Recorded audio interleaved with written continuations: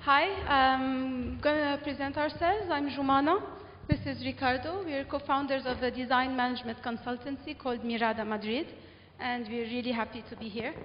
We're going to offer you a little break from slides and presentations, and what we're going to invite you to do is to listen to what we're doing and try to directly apply it to your company, to yourself, as a case study.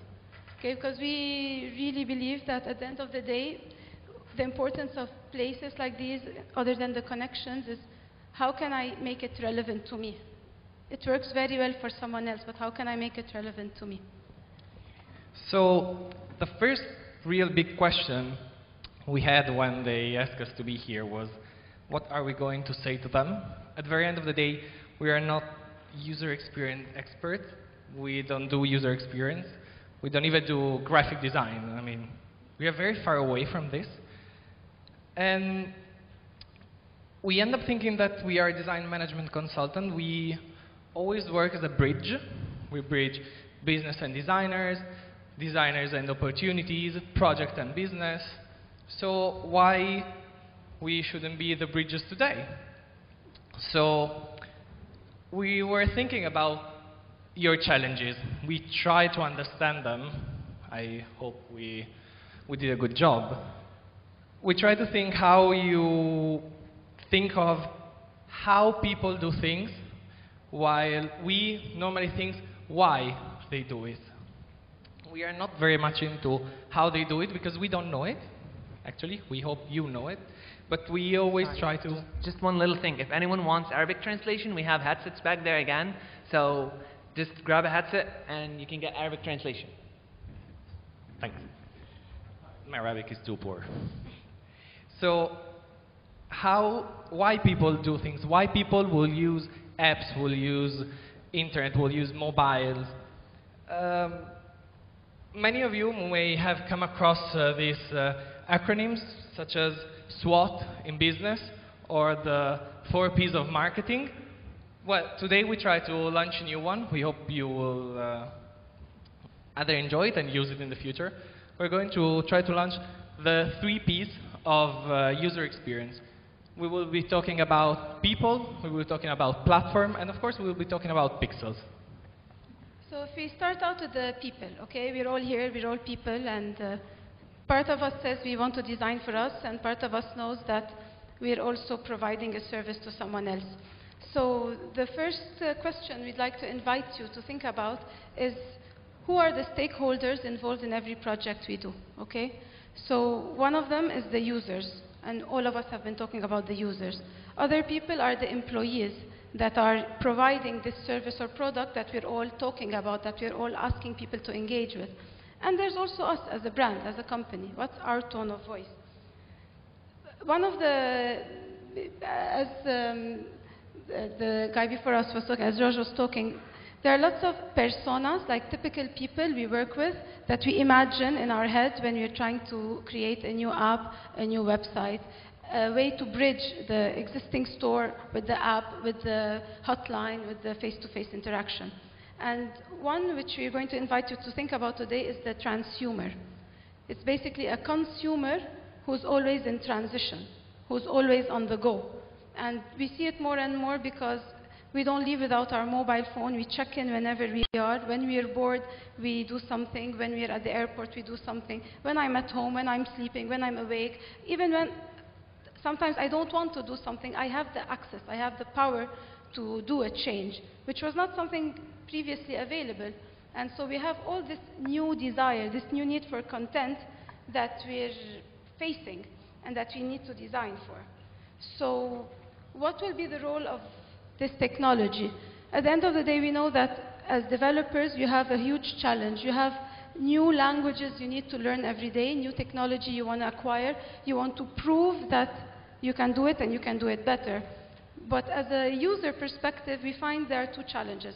One is that either people are very adaptive and they quickly embrace what you're providing, or they're very opposed to it.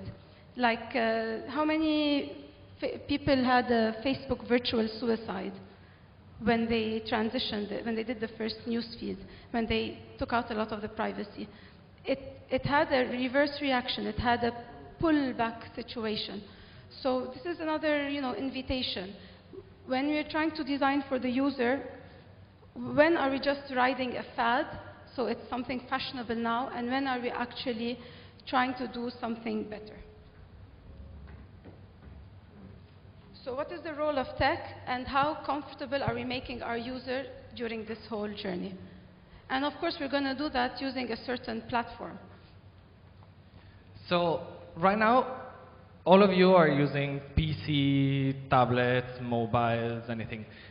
We can talk about platform, talking about gadgets, so either you're using Mac, Windows, or mobile or tablet. But think of the platform not just as a technical thing, but think of the platform as when and where is your user using what you're developing. I am a user, I'm not a developer. I say it very sincerely. I have no idea what's behind, but I'm getting really frustrated by some app. I'm taking Lufthansa as example because I'm just landed in Beirut a few hours ago with Lufthansa. I check in online, easy. I go to my web app, and there was no check-in. So I open my iPad, and I check my Miles and More, or whatever, frequent flyer program, and there I had my check-in. But then I got an email, and it was different language, different view of the email. So I got slightly confused, even though I try to be, as comprehensive as possible. I take one flight per week. But my experience with Lufthansa was not at all coherent. How you developers make an experience coherent? Most probably what happened is that someone did the web page, someone did the web app, someone did the iPad app, someone made the language for the email. Then you get to Frankfurt, and everything goes smooth. Because they are in-house. They're playing in their own field.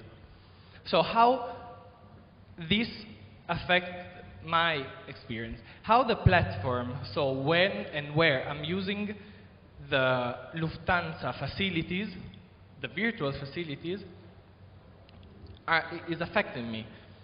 Basically, when we're talking about platform, we need really to talk about an holistic vision. We tend to open the discussion with our client when they develop something, even if it's a product. I think that there is a whole experience that our customers need to go through during the using of our product. If we are talking here about digital, here we have a lot of people in this board that most probably have products or services online. How do we know? How do we help them, you as developers, to create an experience that is coherent through all the touch points? Our customer may make a journey with us. We will drive him hand by hand through this journey. How do we make this journey coherent? How do we make that all the touch points are significant to him? We are talking about virtual, and here I'm going to throw the third pixel. But before, I would really like you to help me, because this is my chance. How, this morning they were saying, develop for as many platforms as possible. How can you develop for all platforms, all places, being coherent? This is my concern as a user. How can I be coherent since I have a Windows phone and I have an iPad? I'm contradictory myself. So how do you make it work in both ways? So if you pick it back up, we've talked about like two big circles, okay? We've talked about the people, who we're designing and who's doing the designing, providing, supplying. And we've talked about the platform. So where do we access these different parts of the story? If you want to focus in on the topic of this conference, we're talking about a digital environment, and it has different applications and touch points. But they're all part of a bigger story. And so we would like you to think about what are the little cues that you use as a brand that makes sure that all these different touch points are not repeating the same info but are actually complementing it. What parts of the story do we need to say face to face? And that gives me credibility. What parts of the story are I, as a transhumer on the go, needing to become informed? Because we have different uses. The problem is that not that the information doesn't exist, it's that the curation of this information is not relevant. If I'm using my check-in on the go, then I don't need my billing information. What I need is to be able to scan in, go through passport control quickly. But if I'm trying to select what kind of flight to choose, which is the cheapest, which has the least hours of waiting in an airport, then I need another selection of information. So the first thing in the environment which we are providing is how do we curate the information to be learned, to be shared, to live? How are the steps that we're going through to make it all, relevant for us? And what are the cues?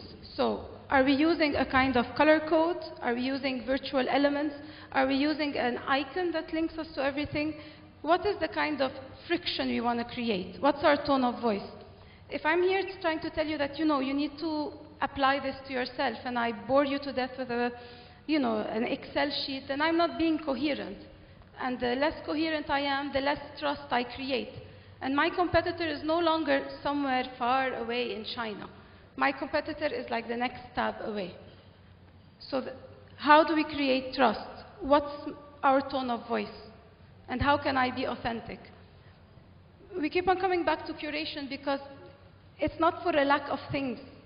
There's an overload of things you can do, things you can select from. And we see it a lot with, how many people come to you, they want a social media strategy. And they have like one tweet per day, and they don't know what is different from their Facebook, from their blog, from their website, from the fact that they want to be very avant-garde, but in their shops it's still a very traditional environment. There's this inconsistency, there's this discrepancy, there's this hiccup every time. It's like a pop-up window. Now it's nice, but then it's not nice. Now I can share, then I need to go away. All these gaps that make us uncomfortable, how would we solve that? So I hope no one of you is very shy, because we are a hands-on consultant, so we never use digital things. We are much more used to talk to people and, if you allow me the terms, use people. So for the conclusion of this, I would really like you to be my partners in the conclusion of this speech. This is the way we work. I'm going to pick people random. If anyone wants to say something, just raise the hand. Otherwise, I'm going to pick people randomly. Okay? Okay.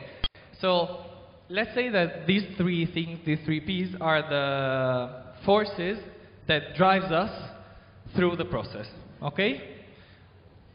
People, platform, pixel. These are the three forces that push and pull our project. Put one project in your mind and apply these three forces to your project. Anything you have been working on, you're working right now. Apply them, think of it, and tell me right now which is the forces that you think is most powerful right now in your project.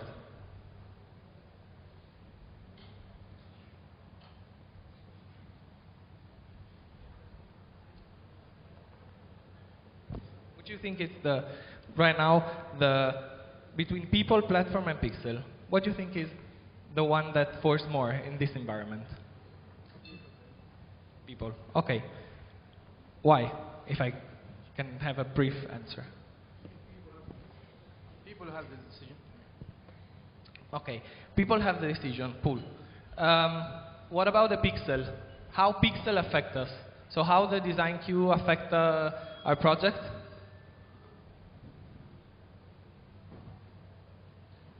Here. How the digital environment affect the decision of the people. How they would choose one thing instead of another in a digital world. Because digital is not the only word, it's our word. But how they would choose digital instead of physical or instead of anything else. Mostly, yeah, influenced by what they see in the digital world or what they read about in the real world. Like, you can really like split the digital world from the real physical world. Cool. So the pixel still are related with the physical, and this coming back to platform. So since we're talking of when and where, how does this affect our project, our decision? How does the platform we are in affect us or affect the people decision? It actually depends on what you're trying to accomplish, so I'm not sure what the platform has to do with it. We say that they will be driven by what they see, what they heard, so we cannot disconnect the pixel from the when and where. Physical, they get in touch with us. So how the physical world would push or pull the customer.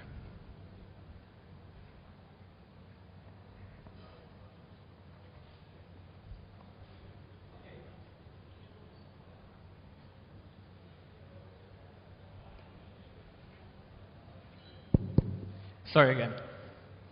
We are closing right now because I think we're running a bit out of time. I know some of you may have been a bit surprised by the absence of slides, but this is Mirada Madrid essence. We work with you. We weren't here to explain why it's good to make something or something else in the user experience. But we want to tell that there are many components. We think that people, the digital, and the platform are the three most important ones. And we want to try to show our way of seeing things. That without you, without being in touch with the people, without the ethnographic, without the feeling of the people, we really are missing that rounded user experience that we are trying to reach with you developers. Thank you.